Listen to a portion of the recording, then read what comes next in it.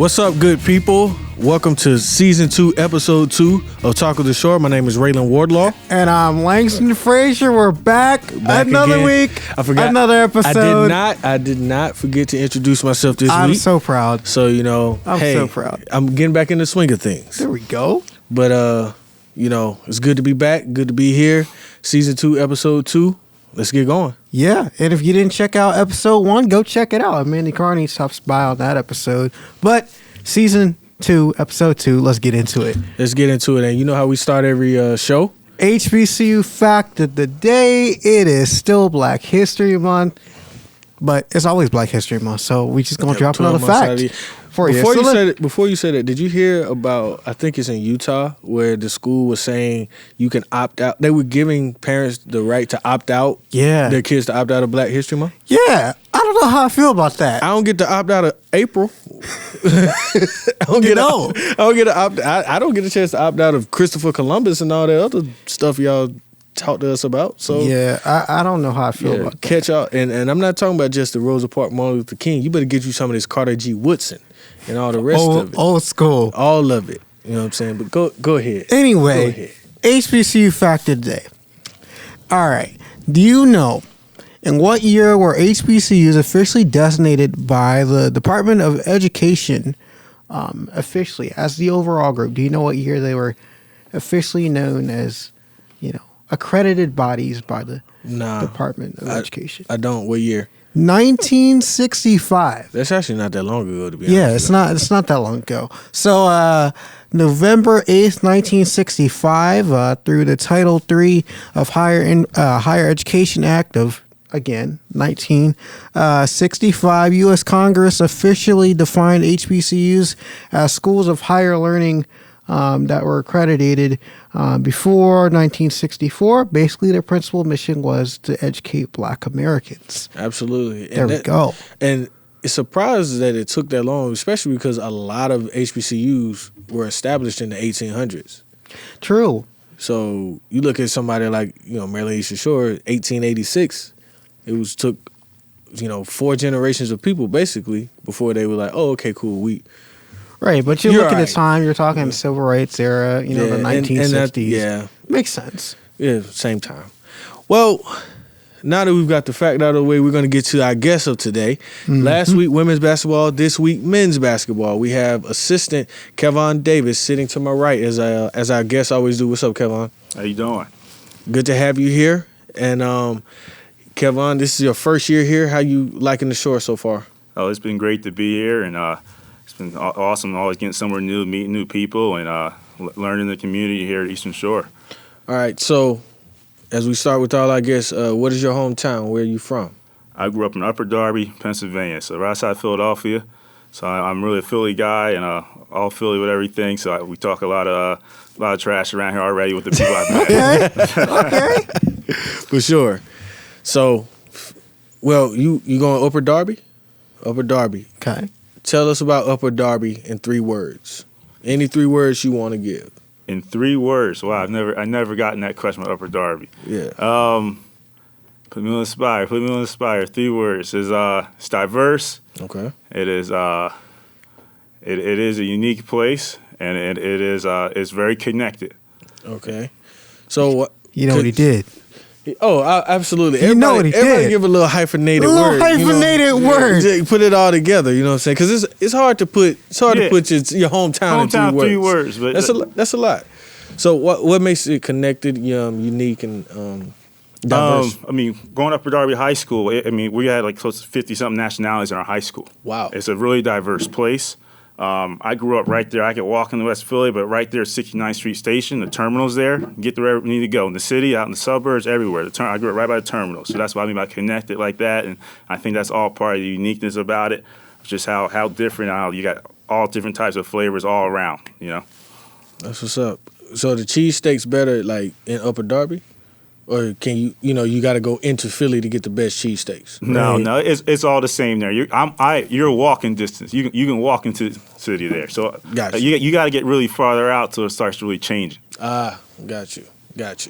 So is that considered a favorite food, or is for you, or is it kind of like a home style food that you really enjoy, or like what's your opinion on the the Philly cheesesteak? Because there's a whole bunch of different, companies and stores and restaurants that kind of have their take on the Philly cheesesteak. And I think, what is it, Chino's and Pat's, am I correct? Are Those two are kind main... of big tourist spots. They're always lit up. But if you anywhere you go around there, I mean, it's kind of hard to go wrong. Everybody has their favorites. Like one of my personal favorites is D'Alessandro's. It's one of the spots I like there.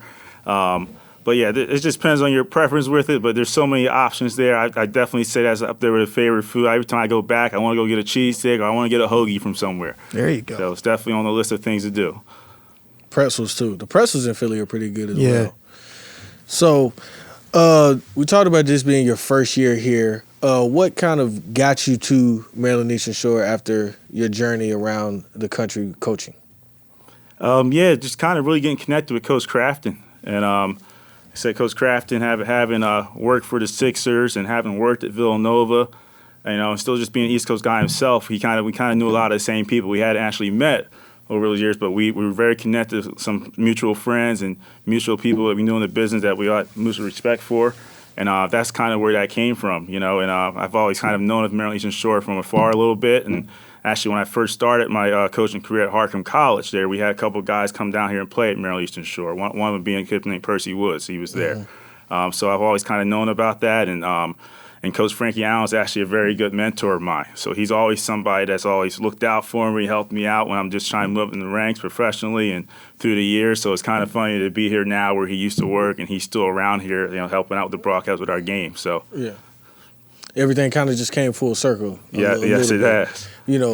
Without exactly being here before, but just having connections always here, then being able to come here and work.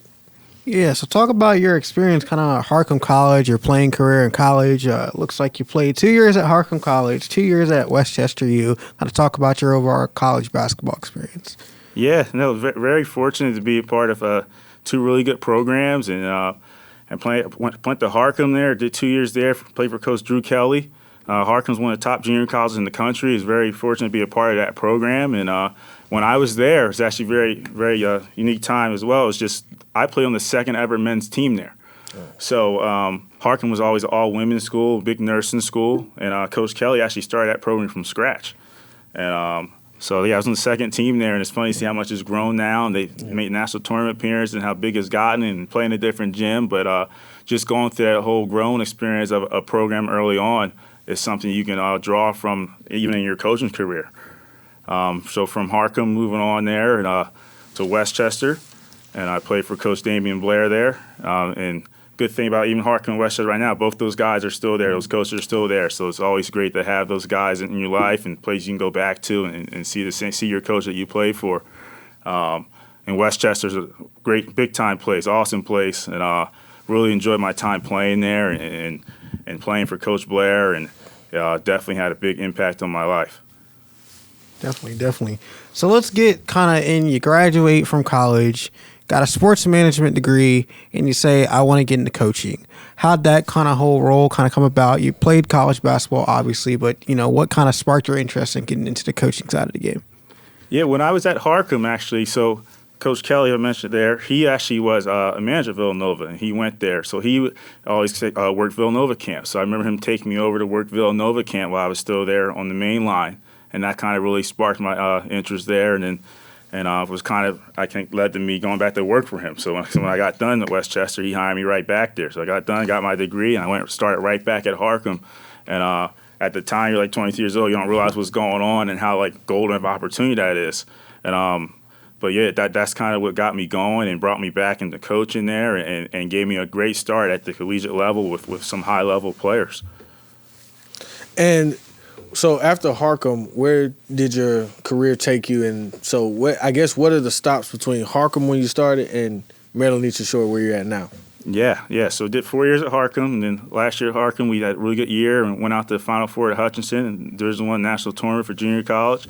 And from there, just want to take the next step of growth, keep growing, meet new people, and I ended up taking a position at Casper College in Wyoming. So Division I junior college out there. About 4 hours from Denver, Colorado. That helps people. Most people can't pick Wyoming out on a map. So I give a Colorado reference. It helps people have an idea of where I was. So a 4-hour drive to Denver from there. Casper's a big-time program out west. Been around for a long, long time. Lots of kids coming in and out of there, going to Division I level, Division II, all through the years, and that's what I did. I was there for 2 years, and from there, just kind of on the road, I met a couple of coaches that were at Cal Poly, San Luis Obispo. Cal Poly's Division I school out in the Big West Conference. So I actually met those guys. Coach Sam Kirby, who's now assistant coach over Seattle U, I met him on the road, and Coach Ms. Reeves. And he was at Cal Poly there for 10 years. I had met those guys just through networking, kind of from moving out that way. And then they eventually had a position open on staff, and it was actually a new position. So instead of having a grad assistant, they were creating a new spot. At the time when I took it, we actually didn't have a title.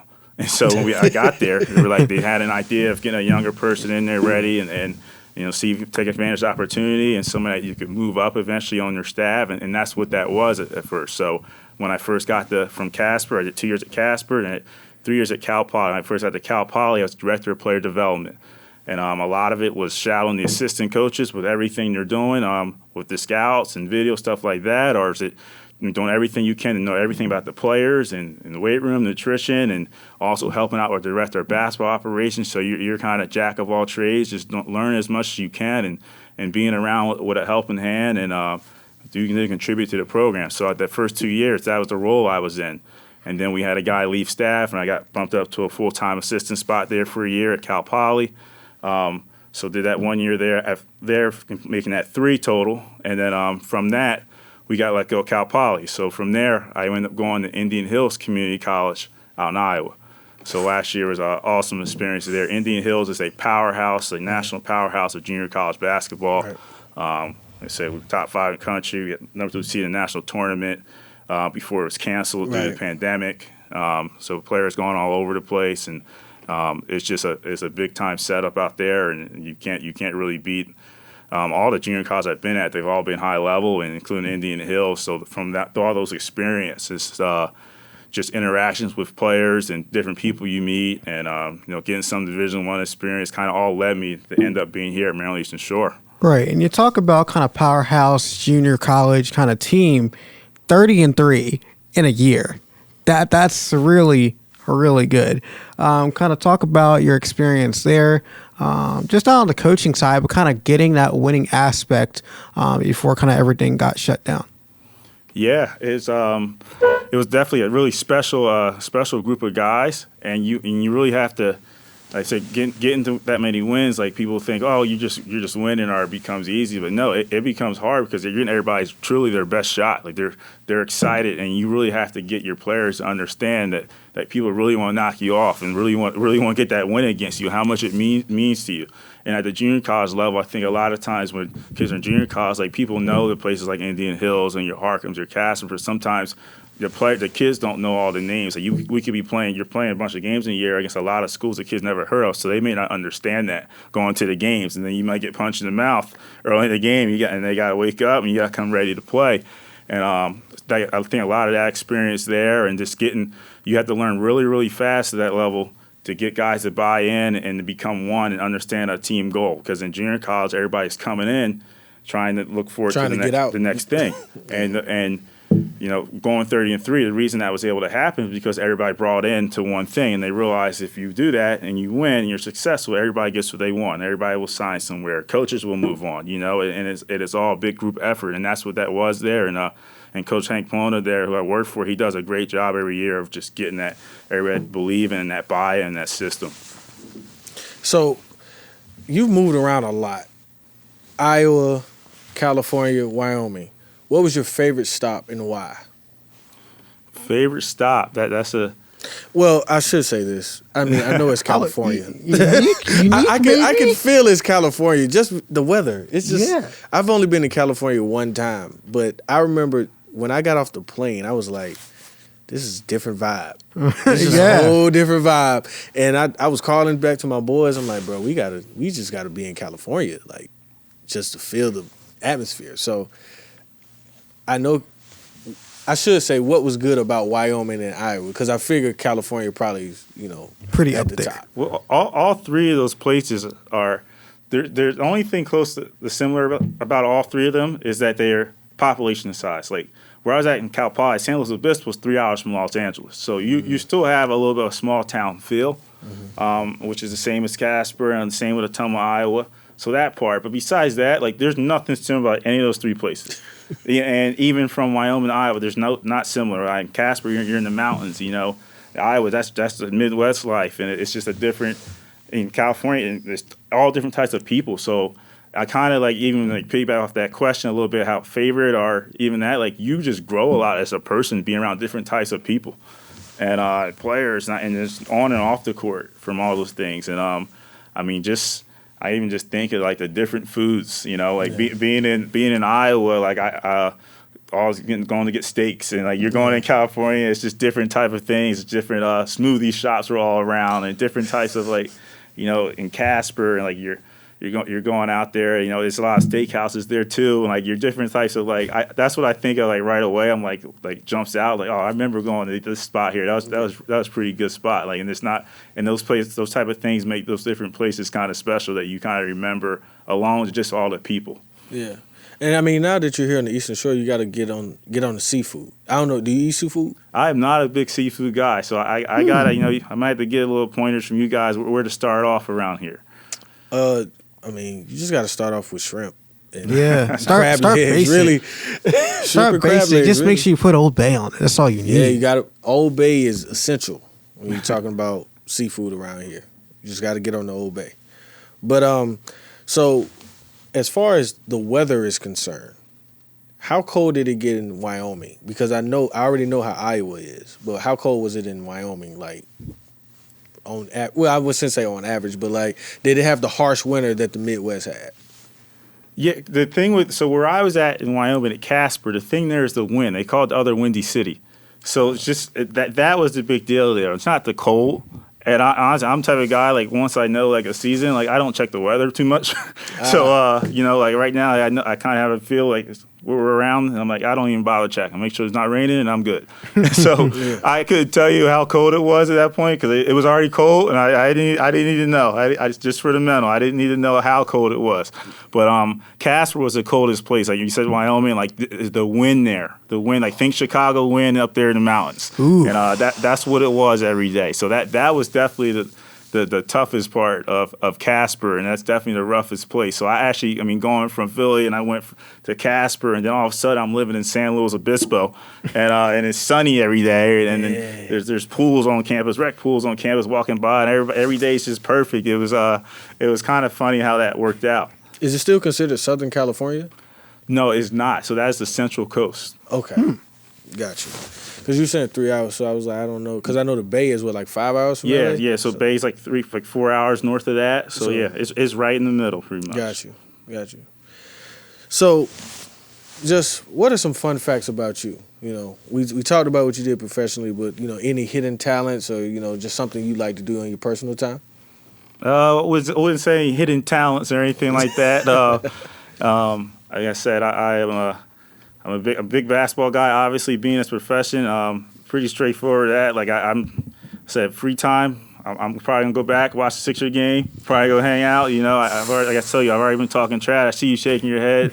I see you're not trusting the process yet, but we're gonna get you there.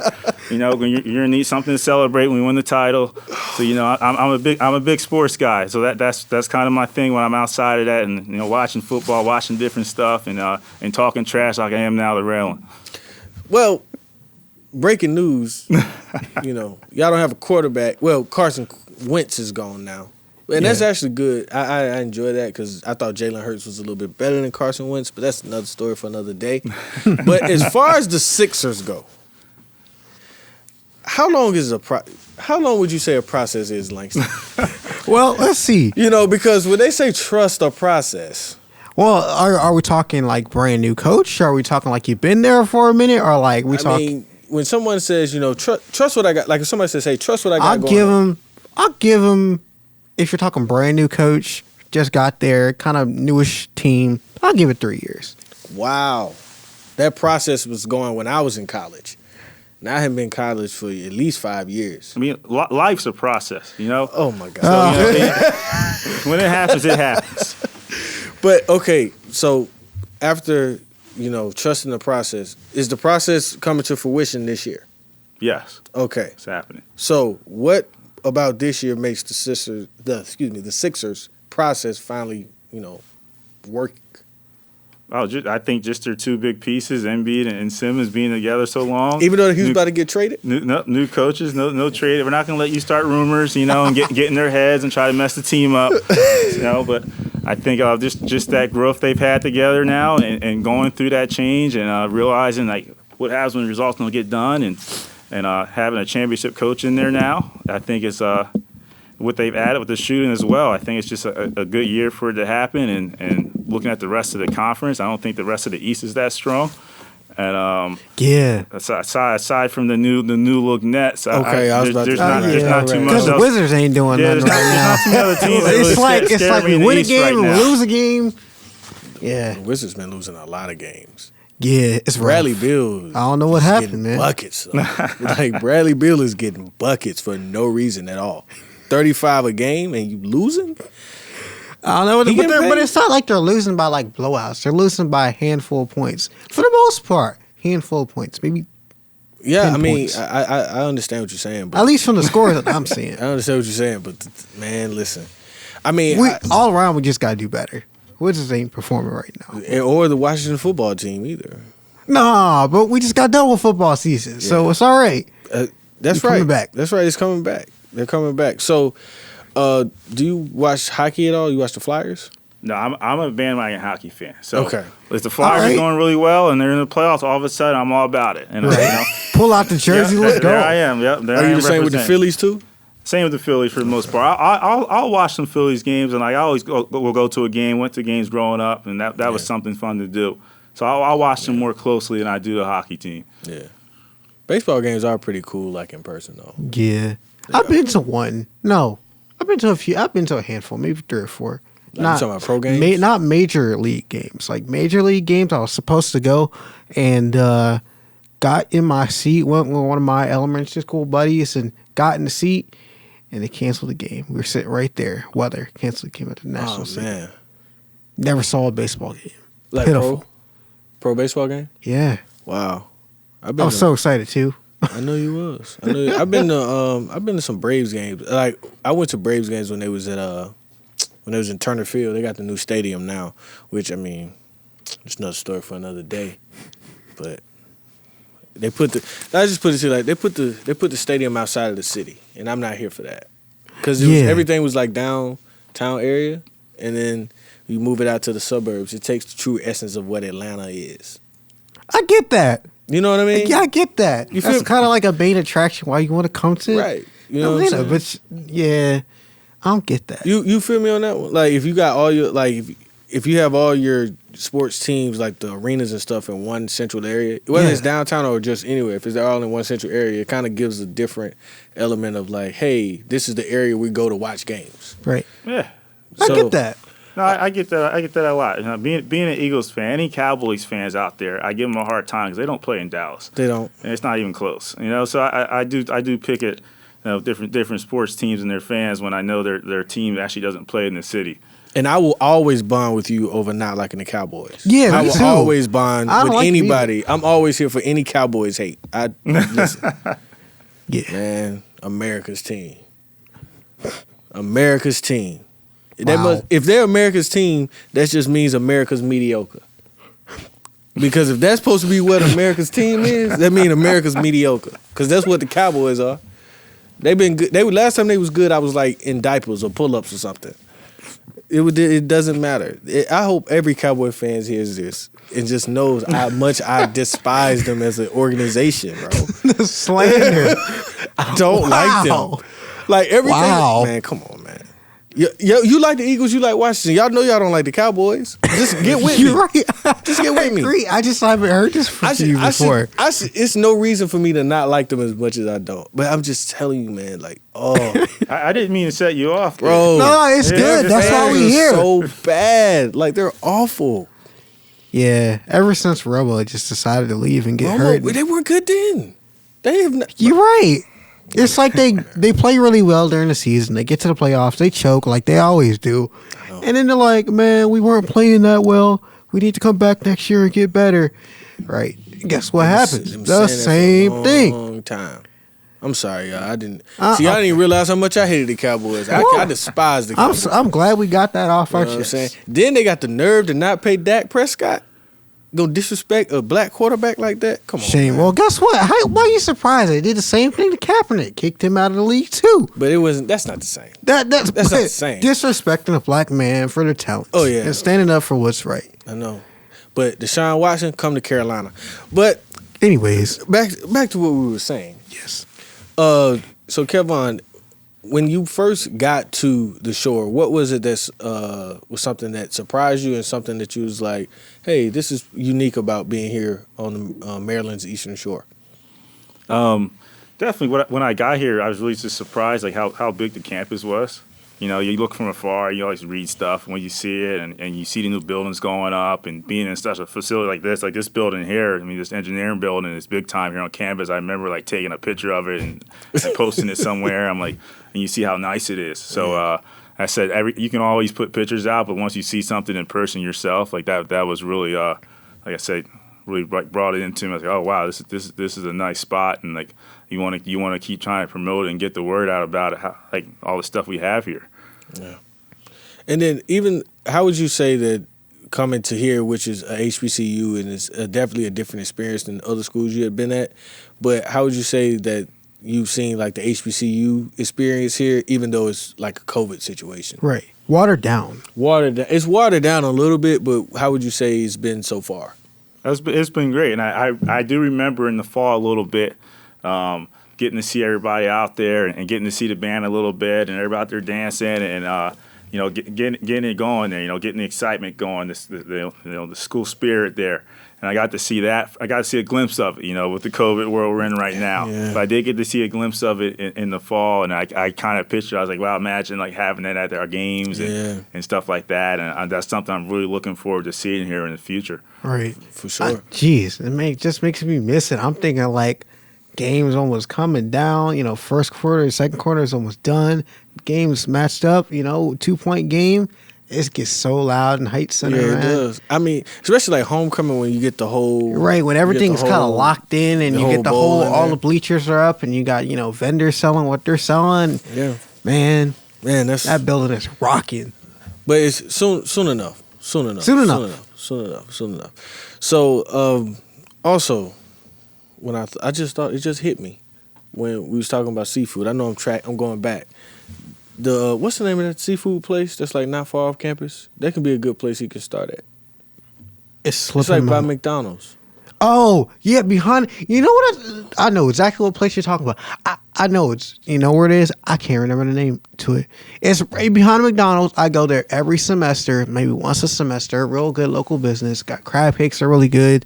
Sandwiches are really good. Like it's. I can't remember the name of it though. I was just thinking that's got to be a seafood introduction as far as Princess Anne is concerned. Yeah. In Salisbury, they got some other spots, but me and Kevon, we live in downtown Salisbury. Nothing wrong with that. I mean, I've been down there. It's not technically downtown Salisbury, but it's close enough. So what's like considered downtown Salisbury? Because when you say like downtown Salisbury, I consider like Salisbury University. Downtown Salisbury. That's right there. Yeah, right downtown. Oh, bro. okay. All right. I'm talking about like Cheers and like the bank. No. You going see that's going like more towards Fruitland. Like we're kind of we're smack dab in the middle. Smack dab. We're more in the heart of downtown, as people would say. Because we can walk. Walk right there to all the high schools. We can walk to the Y. All right, don't rub it in now. No, this is a shot for the other assistant AJ. He always tells us we don't live downtown, but from you saying Salisbury University is downtown, which is close to where we live, I got that. It's been confirmed that we live downtown. Something slight. That. Did you ever think you'd be living downtown one day, Kevon? I didn't think I'd be there. Well, there you go. You get there one day, Langston. It's coming. You got. I know for sure. You got. You didn't tell people. Oh, your big news, man. Okay. It took you another. Since the cat's out of the bag now, after my great time here of almost 6 years of being at the shore, a little long, extended stay, but it's okay. We're going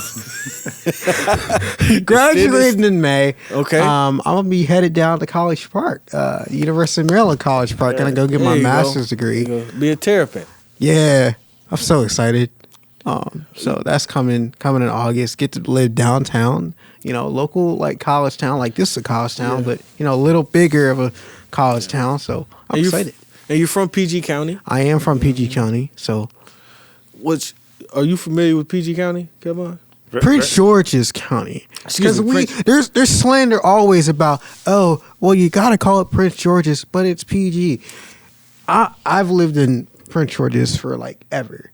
Whatever you want to call it that. Put some respect on it. Yeah, always. Okay. Just so you know. Excuse me. Prince George's County, Maryland. The richest black county in the United States of America. That part. It's right outside D.C. Right. About 20 minutes ish. Depending on what entrance you're going in. But anyway. Like, so where you grew up was like 20 minutes from D.C.? Yeah, about 25, 20 minutes away. Right. But you got places like Seat Pleasant that's like right there. Yeah. But Seat Pleasant is where Kevin Durant is from. They talk about their basketball prowess in PG County. It is very good. It is very good. But when people talk about, I just want to get you prepared. When people talk about PG County, you would think that they were talking about Taj Mahal, something of that Great Wall of China. That's how people, so I mean, I don't think any of our guys on the team this year are from PG County, but just now that you're in Maryland, I just want to get you prepared for that. Yeah. So just be ready. You'll hear a lot of it. Well, you from Philly, like people from Philly, they really love that they're from Philly. People from PG County. Yeah. You'll say there's a singer that lives in California. She's like a jazz singer, and she always rep that she's from PG County. Like, so when we were talking about earlier, like you were wanting to go to the Kennedy Center. We saw her at a show at the Kennedy Center. She's like, yeah, I'm from PG. And like everybody knows exactly where you're coming from. If you go anywhere else in the country, you're like, what's PG? But like if you're from Maryland and you live in Maryland, yeah, PG, put some respect on it. Anyway, you were saying the College Park thing. Yeah, College Park. But I just wanted you to announce that, because I'm super excited. Big move. It's a big move, and I'm happy for you. I appreciate it. You know what I'm saying? And you continue to move on. So, my last question, Kevon, this is more back to growing up in Philly. What is it about the city of Philadelphia that brings that reputation? Why does Philly get the reputation that they get? What reputation is that? I think it's pretty good. No, I'm saying no. I mean, like, people just think of like a wholesome town, like in Philly. Yeah, people just feel like, man, that's home. I need to learn you guys' perspectives. Well, what do you guys think? I don't have any bad rap on it. All the people I've met from pretty cool. My roommate in college, one of my best friends, he's from Philly. You know what I'm saying? And he repped it. He wore like a badge on his heart. Right. Don't worry, nothing else. Somebody else. I went to another one of my good friends. She's from Philly. She always was yelling 215. Like it was not a game. 215. I know 215 610. Like I know. that is the area codes in Philly. And so I guess what I mean, like the amount of pride that people have coming out of Philly, the way they say, I'm from Philly, I'm tough. I'm like, what is that, what brings that, what being from Philly, what brings that out of you guys? And why is that so embedded in you guys, like spirit, I should say? Yeah, no, there's lots of spirit and fight and there, and it's definitely, I think it's just part of growing up there. You better like be confident, and you better know what you're doing, and I think that's why you see a lot of different people always representing it, and even people once they make it big time or whatever they're doing in their lives, you always see them back there. You'll see Kevin Hart always back there and always talking about it. And Will Smith forever he's always represented it. And so it is a prideful thing, and it being there and being in the area, and it kind of goes hand in hand with just like we're here talking about sports, but it does go hand in hand with that, with the sports teams and everything, and growing up there, and it's all part of it. It's definitely a big thing and like a loyal place. Yeah. So let's go back to kind of the basketball scene. We're talking about how you got into basketball. What actually got you into basketball? I think everybody kind of has an origin story of kind of what they got into and how everything started. But what got you into basketball? Really just started at a young age, and probably with my dad, and just take me to go play. And fortunately, like I said, growing up there was great because I had basketball courts around. Like I didn't grow up with even from younger, even as getting to middle school and high school. Like I didn't do all the AAU stuff. Like we still people were playing outside. So that was just part of it. You go out to the courts and you go play, or you go in the city somewhere, you go play with somebody else, or different people, or there's a run going on somewhere. So it was honestly just a part of just growing up. There's so much just basketball there. You understand, Philly's a basketball city, and there's just so many colleges there. I mean, you got 5 Division I colleges in the city, and then there's all the Division IIs and Division IIIs. There's just so much basketball there, and it's a great place if you're a basketball person. And so when y'all would go to like play in the city, play at the courts and stuff like that, what was like your favorite court to go play at, like playground wise? In my neighborhood, there's a court called the Trace. So we would go down there, and it wasn't too far, and it's actually right by 69th Street. We go there and play, and so spent a lot of time there. And it's a lot of the places I can't even remember because you end up all over the place. And once you start moving around, you're just going to go play. You just get connected with people, and there's just so much just going on. There's so many places to go, and it's just how things were. As people played outdoors more. Yeah, that's one thing I do envy about, I guess, city guys or people from like bigger cities that like play basketball, because for us, like, I mean, I'm from the country, so a lot of people I know, we had like basketball goals in our backyard and stuff like that, but we didn't live close enough to like, unless you like lived in the actual neighborhood, right? You rarely lived close enough to like go just be around with your friends just playing all day. So a lot of times it kind of led to, I know when I was younger, kind of calling like, hey, you going to it's a scheduled activity. It was kind of felt like a scheduled pickup game. Right. Scheduled, like we couldn't just say, all right, I'm gonna just go to the park, because there weren't really parks like that to just go play at. So I mean, I know I've always liked that aspect of like, Philadelphia, LA, New York, how they kind of just you really can just go neighborhood to neighborhood just playing and just meeting people. So that's all. I've always thought that was pretty cool.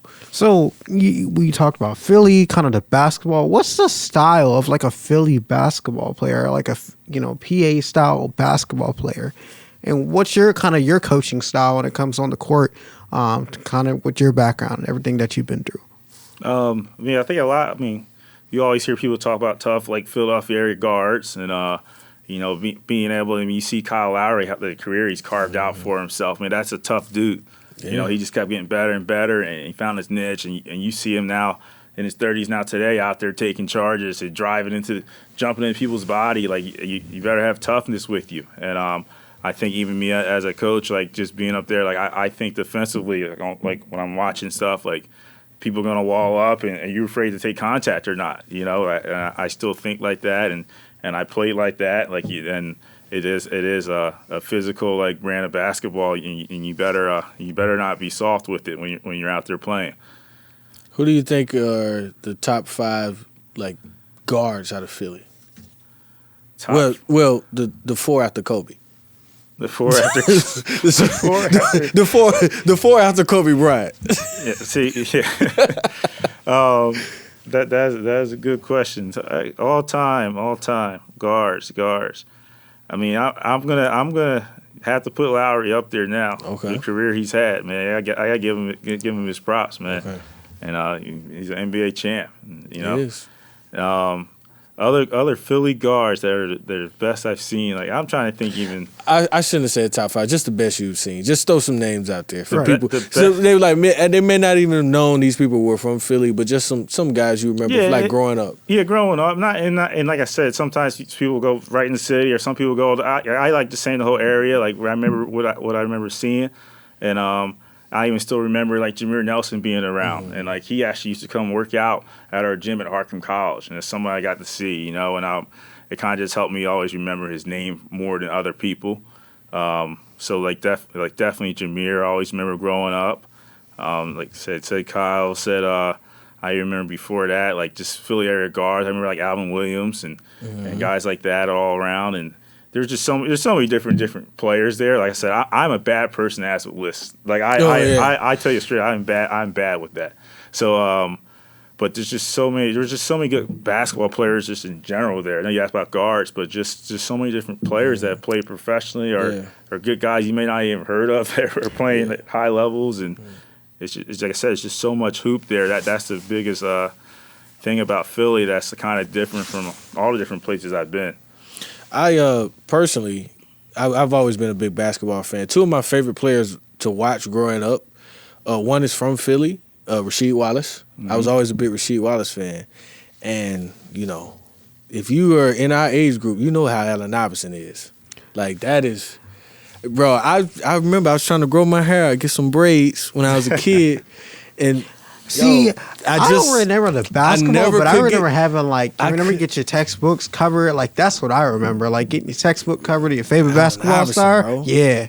Listen, I'm telling you. Like, and back when they had the old school jerseys. Yeah, like I'm dark blue jerseys. And I'm not one of, it was just, I don't know what it was, man. I was just everybody's guy when we was growing up. And I was trying to grow my hair out. And I could not, I tried to grow my hair out when I was a kid. I tried to grow it out as an adult. We had the pandemic. I couldn't get a haircut. Still, nothing. Yeah, man. Never could get the braids. I took a picture right before I got my haircut, and man, But the waves look good though. You see me. I see. That's the thing. If you can't grow your hair out, you gotta practice. Keep the waves on swim. Hold on, let me. Hey, can we get a zoom in of our? Look at that. Yeah. All right, cool. All right. We good. Go. If you listening. Pause. Go to YouTube. Look at the timestamp, and then see, Ocean City coming to Princess Anne.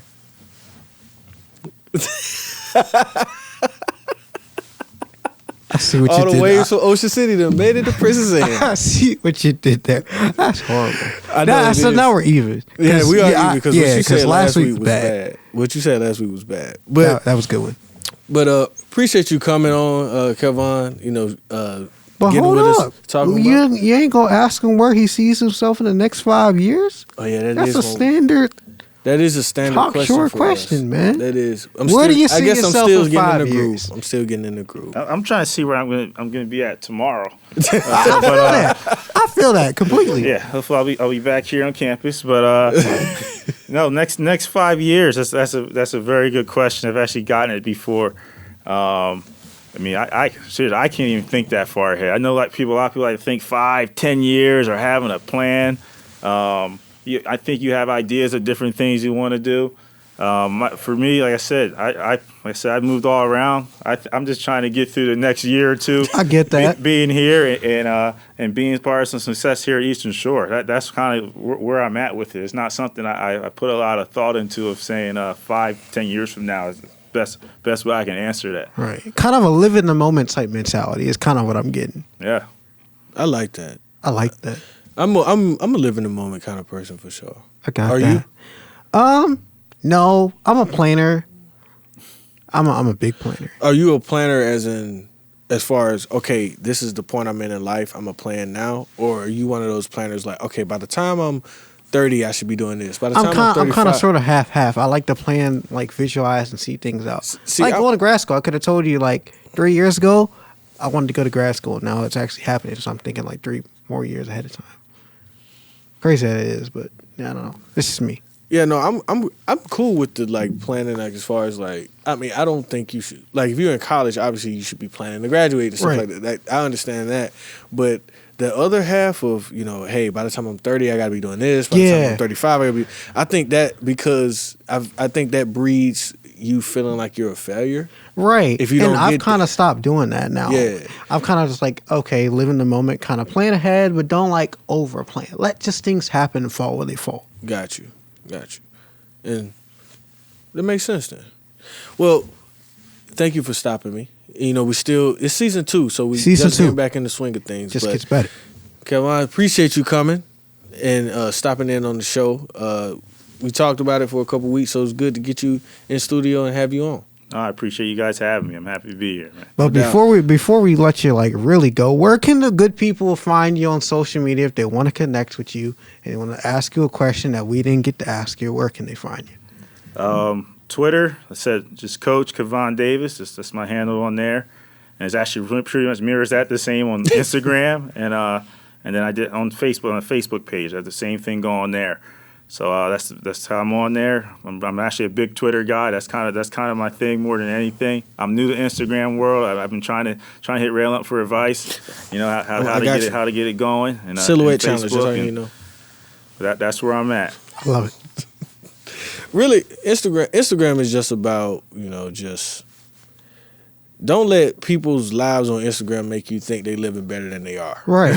That's all I'm gonna say. Be authentic. Don't fake don't be anything. like the rest of the phonies on Instagram. Yeah. Because that's all it is. My kind of whole take with Instagram is, like we were saying, live in the moment. But my Instagram is a storybook. You can go all the way back. I don't delete pictures. I'm kind of like a presidential kind of historian picture guy, photographer. What gets posted on my Instagram doesn't get deleted. It's on there for you to see. Enjoy the moments that you have. You can't do second chances or have moments to do things over. So you live in the moment. It happens to happen. So every post you've ever posted is there. Yeah. I think I wouldn't say every post. I would say 90%. I don't delete much. But then I go through a process. I'm like, if I'm looking for a job, am I gonna feel bad that somebody sees this picture? Like, I go through that before I post stuff. I think everybody should, but like. Do that before you post it. But if you have that mindset going back to when you started, you got nothing to worry about. Right. I'm with you on that because they do check. They do. They don't tell you, but they do. Employers do check your social media to make sure you're not doing anything crazy. Right. So, but anyways, I got you on the Instagram, Kevin. Don't worry about it, man. Don't worry. But as always, I'll speaking of Instagram, I'll plug mine. R_Wardlaw. I'm there. I follow back. Twitter, Ray_Law12. Facebook, I'm on there. LinkedIn. Pretty much, if you type in my name, something will pop up. Yep. I'm on MySpace too. I'm on what am I on? LinkedIn. I'm on You Twitter. on MySpace too? Huh? You on MySpace? No, I'm not on MySpace. You never had a MySpace? No. Sorry. Wow. No. Just a little bit too young for that. Now, I almost hopped it on when the trend came back on like 3-4 years ago, and everybody was like, oh, MySpace is now a thing. Again, I almost hopped on the trend, but I didn't. Don't do it. Yeah, I won't. But you can find me on Twitter. You can find me on LinkedIn. You can find me on my other podcast, Langston Frazier Show, available wherever you get your podcasts. Yeah, that's where you can find me. You can find Maryland Eastern Shore Hawks pretty much everywhere. You can find us on our website, easternshorehawks.com. You can find us on Twitter, ESHawks Sports, Instagram, ESHawks. Yeah, just make sure you use our hashtags, Hawk Pride and RShow. Also, Retool Your School is going on right now. So get on there and vote. Trust me, your votes do count. They do count.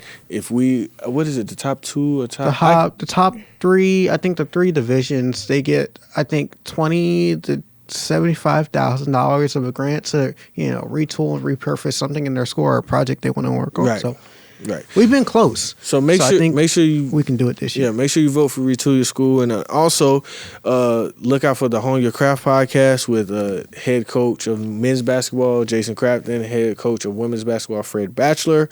Episode 2 is out now. It just and they also were featured on WBOC, the local news, about what they're doing. So be on the lookout for their podcast. It's on the website, easternshorehawks.com, and on Eastern Shore Hawks Facebook page. You know it. Next week's guest, to be announced. Tune in. But I think that's everything. Also, use the hashtag TalkShore. And if you want to email us about anything about the show, topics, guests you would like to see, mdtalkshore@gmail.com. Right. You can find us on Apple Podcasts. You can find us on Anchor, Google Podcasts, wherever you get your favorite podcast. Spotify. That's where you can find us. Yeah. Shout out to our in-studio crew and our crew in the production and the control room. Appreciate them being here. As always, we've produced this podcast COVID safe. We've all been tested. We're all negative. And we're good to go. We all have masks. Socially distant. We're always doing it. Every week that you see us, we're COVID tested and we're socially distant. Just know that. Just know that. Just know that. All right. I'm so ready for this to be over. Man, man, I just can't wait to just go to a basketball game or a volleyball game. So ready for this. And just like travel, not have to wear a mask. Now, I love the mask. I think it's super cool. It keeps your face a little bit warmer. Oh, now they the look mask, stylish. The mask in wintertime, Oh, top notch. Especially this Eastern Shore wind. oh, 'Cause hit that you from wind- left, right, forward, backwards. Man, Except if you wear glasses, they do fog up. So just make sure your mask is. I don't wear on my properly. glasses much now because of the fogging of the. I got no choice. I mean, yeah. I mean, but I don't like wearing my contacts every day. But because of the mask, it just makes me go straight I feel to it. it. But I mean, hey, shout out to the mask. Wear your mask, people. Yeah, wear your mask. And if you in the line to get vaccinated, go get vaccinated. Stay in line. Tell a friend. And if you want to get out, call me. I'll take your spot. Because I'm ready to get this. I'm ready to get this over with. I'm ready to be back at games. I'm ready to Move on. move on, man. But yeah, that's the show. Talking to Shore, episode 2, season 2. I'm Ralan Wardlaw. I'm Langston Frazier. We'll see you next week on Talking to Shore.